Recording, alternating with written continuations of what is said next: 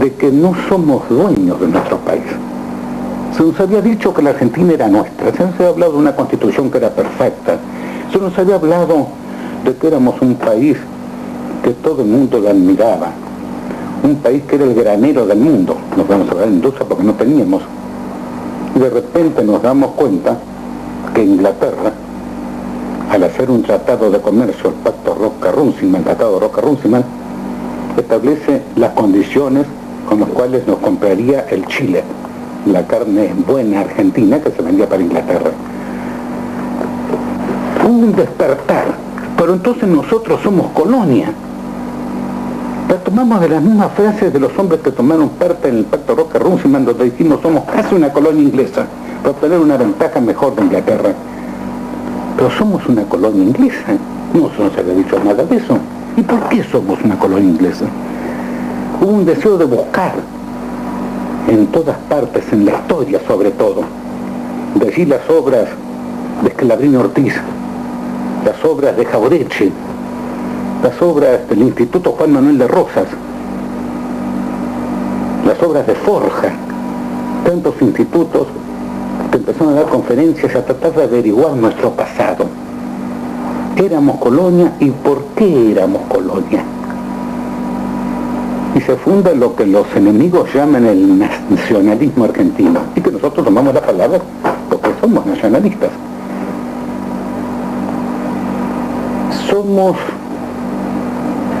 Somos una colonia, y revisamos la historia y nos encontramos entonces con la década, con el año 80, con Caseros, con Pavón, con la época de Rosas. Nada de esto se nos ha enseñado, se han tergiversado todo está al revés. Estamos estudiando eso surge ese movimiento, que es el movimiento del despertar del patriotismo, así lo llama Ernesto Palacio, uno de sus actores, y que yo prefiero llamar el nacionalismo argentino. Pero faltaba algo en el nacionalismo. Sentíamos la patria, la sentíamos en la historia, la sentíamos en Rosas, la sentíamos en los negociados que hacía la década infame, pero no habíamos descubierto el otro sostén del nacionalismo. Sabíamos que la patria había sido entregada después de la batalla de Caseros, sabíamos que no éramos dueños de nuestros destinos, pero para recuperarlo pensábamos algo, no bastaba con conocer todo, pensábamos el poder, la fuerza, y la fuerza no la iban a tener los militares, como creyeron algunos, que al final acabaron entregándose. Y nos dimos cuenta también que la fuerza estaba en el pueblo. El pueblo debía hacer la recuperación de Argentina. Y acá le quiero dar el título de los que descubren el pueblo y nos llaman propiedades del pueblo, a los del grupo de Forja, entre los cuales Scalabrini Ortiz, Jauretche, que en sus conferencias no dejan, ellos vienen de tradición irigoyenista, demostrar que hay que buscar al pueblo, que el pueblo es el soberano de la Argentina. Bien, así quiero llegar a la presidencia del doctor Ortiz. Es elegido presidente en el año 1938, por fraude, como se elegían los presidentes entonces. Dura poco tiempo el doctor Ortiz en el gobierno, porque se enferma y se desacredita mucho a raíz de un negocio muy feo, que no se lo puede acusar a él, o que yo no lo quiero acusar a él, porque estaba su ministro de guerra complicado, el negocio de las tierras del Palomar. Tiene que pedir licencia, su vista había mermado de tal manera que ya no podía ni siquiera firmar el despacho. Sube el vicepresidente, que era conservador, Ortiz de origen radical, de radical antipersonalista, sube Ramón Castillo a la presidencia, y en estos momentos se ha producido la Segunda Guerra Mundial. La posición argentina entre la Segunda Guerra Mundial era desde luego pro-británica. Digamos, el gobierno nuestro era elegido por Inglaterra, no elegido por una orden, sino, en el caso, voy a mostrarlos a título anecdótico cómo fue elegido el doctor Ortiz presidente. Fue elegido por la Cámara de Comercio Británica en un almuerzo que ofreció a Ortiz, que era el ministro del presidente anterior justo, Ahí se lo proclamó como futuro presidente de la Argentina. Y López Ortiz aceptó. Aceptó en la Cámara de Comercio Británica, en el almuerzo del Plaza Hotel. Después nos dimos cuenta que hacía tiempo que todos los presidentes argentinos eran designados por la Cámara de Comercio Británica. Este sería el último.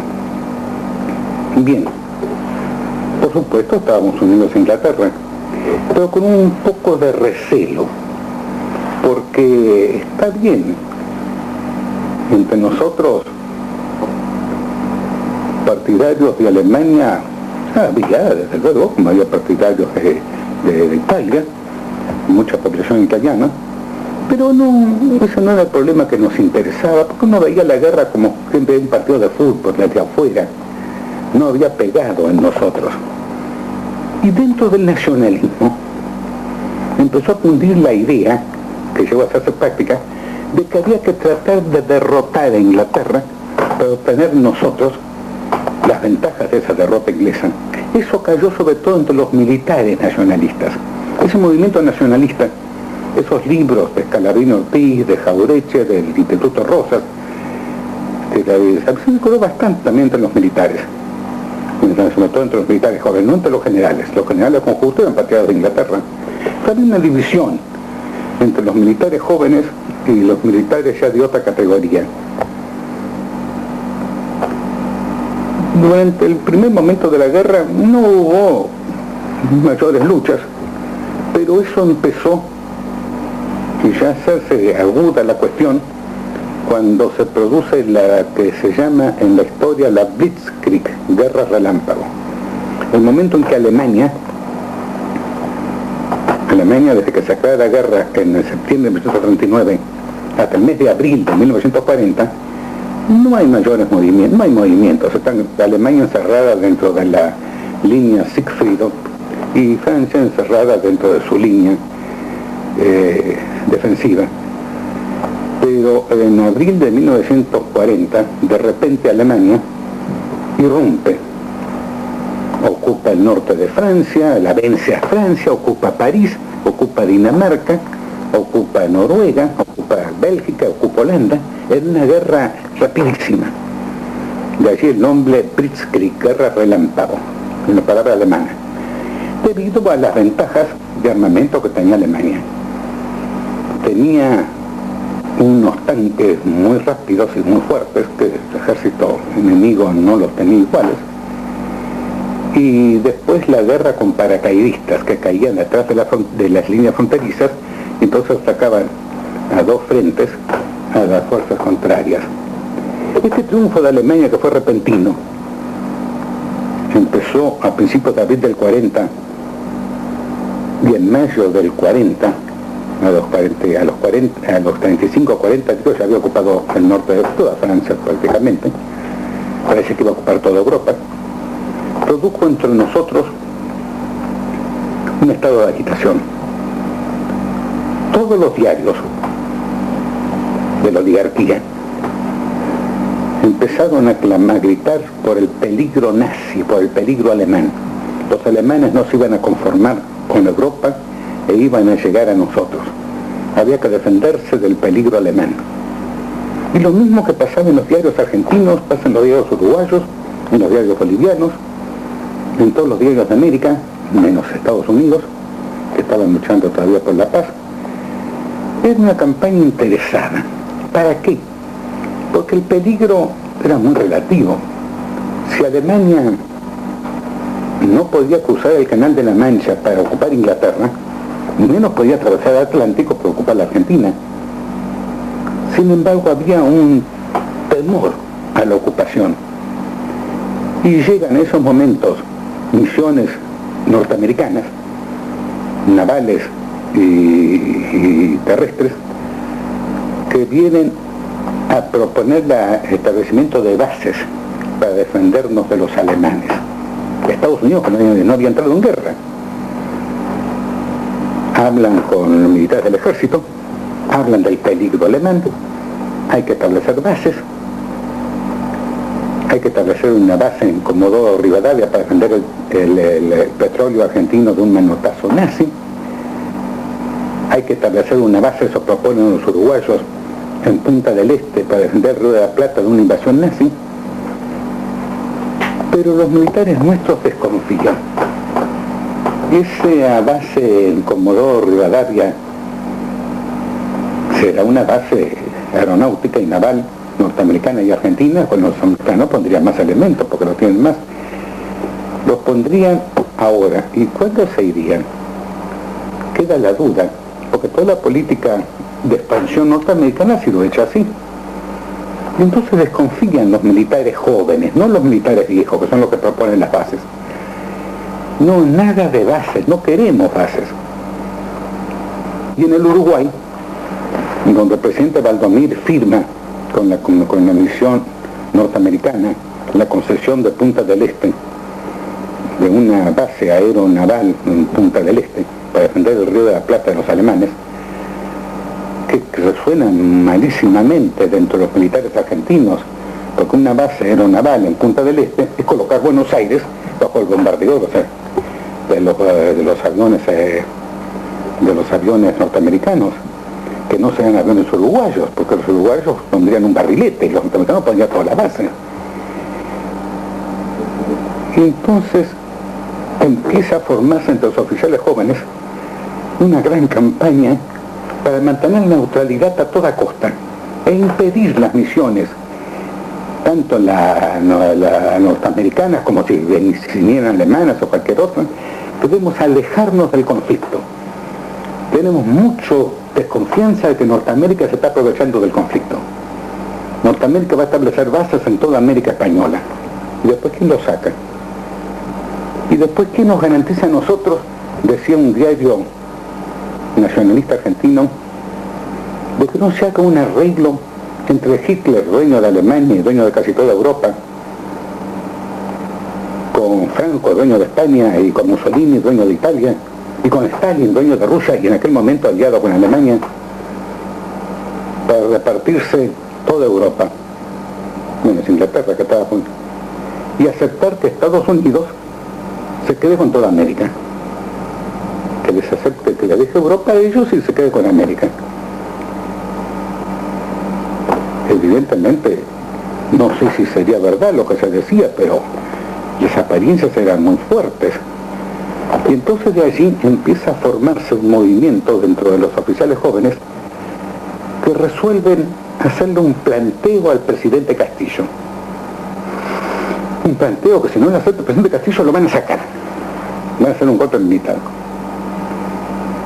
Oficiales jóvenes, porque los de mayor grado eran tenientes coroneles, aunque había un coronel, el coronel Sabio, que se han reunido en Campo de Mayo y han resuelto hacerle un planteo a Castillo. Señor, la Argentina tiene que permanecer neutral, salvo que nos invadan el territorio, en cuyo caso no defenderemos. Pero declarar la guerra por afinidades ideológicas o por simpatías extranjeras, no. En segundo lugar, usted tiene que declararse dictador, porque en la Cámara de Diputados en aquel momento había mayoría radical y los radicales estaban dominados por lo que se llama el unionismo, que es el liberalismo, y ellos son los que más clamaban por entrar en una guerra contra Alemania. Esos son los dos puntos principales. Había otros puntos además, cerrar el Consejo Deliberante, alejarlo a General Justo de la política argentina. General Justo había sido presidente de la República y era el que lo había hecho presidente Ortiz y vicepresidente Castillo, y era un hombre de gran influencia política y gran influencia militar, y era desde luego un hombre que estaba al servicio de, antes había estado en Inglaterra, no diría al servicio, pero había sido simpatizante de Inglaterra y ahora estaba con Estados Unidos. Y los tenientes coroneles, por eso se lo llama este planteo, el planteo de tenientes coroneles, producen en octubre del año 41 su plan para someterle a Castillo. Mandan 3 tenientes coroneles a hablar con el presidente Castillo, en la cual se pedía también que reemplazara a todos los ministros justistas del gabinete, es decir, que cambiara de política Castillo. Castillo lo recibe. Castillo es un viejo criollo, muy digno, había sido profesor y decano de la Facultad de Derecho, catamarqueño, con ese tono cazurro de los provincianos, muy criollo, y no se había ensuciado en la década infame. Dentro de los hombres de los negocios de la década infame, de los cuales acusaba a muchos ministros, de él no se podía decir nada, que tenía una vida austera, una vida que vivía con su sueldo del presidente y nada más. No, nunca había pensado otra cosa. Y Castillo sabíamos que era muy argentino, que era ese viejo patriarca, como lo había sido Irigoyen en el periodo anterior, que sentía a la Argentina. Y hablo de dos personas de distinto origen, Irigoyen radical y Castillo conservador, pero los dos argentinos. Castillo recibe a los militares, lee su proyecto y le dice, primer punto, que la Argentina no entre en guerra, completamente de acuerdo. Yo pienso como ustedes que no tenemos que entrar en guerra. Quiero advertirles una cosa, que mis antecesores en la presidencia han hecho acuerdos con Estados Unidos, el Pacto de Lima y el Pacto de Río de Janeiro, por el cual cuando un país americano entra en guerra, arrastra a toda América. Es una barbaridad, porque colocar sobre América, sobre la Argentina, un nuevo superestado que ni siquiera es el hispanoamericano. Si Estados Unidos entra en guerra, nos tenemos que acompañarlos, a título de colonia de ellos. Es una barbaridad, pero lo hemos firmado. Viendo que los militares quedaban bastante decepcionados, Castillo la llegó con una sonrisa, según dicen, me llegaron los testimonios, tono cazurro, le dijo, pero como yo soy catamarqueño, voy a buscar la vuelta para que no entremos en guerra. Porque nosotros nos hemos comprometido a defender a todo país americano en caso de una agresión. Sabemos que la agresión va a ser a Estados Unidos, que la va a agredir Japón. O sea, estábamos cerca de lo que sería el episodio de Pearl Harbor. Bien, cuando se produjo el asalto de Japón a Pearl Harbor, que es una posesión que está en Oceanía, está en las Islas Hawái, yo voy a decir, bueno, lamento, nosotros vamos a defender a todo país americano de una agresión en América, ¿se entiende? Pero no en Oceanía. ¿Quiénes mandan los norteamericanos a tener colonias en Oceanía? ¿Vamos a salir a defender todo el mundo colonial norteamericano? No. Le jodió el alma al suyo a los militares. Y les agregó Castillo, pero se van a enojar los americanos. Van a hacer 20.000 cosas. No nos van a vender armas. Que a nosotros nos tienen que vender armas a alguien, porque no tenemos muchas armas. Nos pueden invadir, o nos pueden atacar por Brasil, o nos pueden atacar por Chile, o por los otros países, apoyando a esos países. Si es así, ustedes están dispuestos a pelear con las pocas armas que tenemos y a dar la vida si es necesario. Sí, señor presidente, estamos dispuestos, les tenemos oficiales. Bien, yo estoy con ustedes, que no se hablen más. Mantenemos la neutralidad, cueste lo que cueste. El segundo punto, que yo me declaré dictador, no. Ustedes son muy jóvenes y no conocen las palabras. Dictador, un dictador puede menos que un presidente de la República. El presidente de la República manda con Congreso, sin Congreso, contra el Congreso. Pero presidente, hay los radicales que están ahí, los radicales unionistas que hablan a cada momento que debemos entrar en guerra. Los radicales son perros que ladran pero no muerden. Mientras se le deje cobrar la dieta de diputados, dejémosle la dieta y que ladre. No les hagamos caso. Fueron las palabras textuales del presidente Castillo. Y así se llegó a la política de neutralidad, que lo voy a tener que explicar en la próxima clase.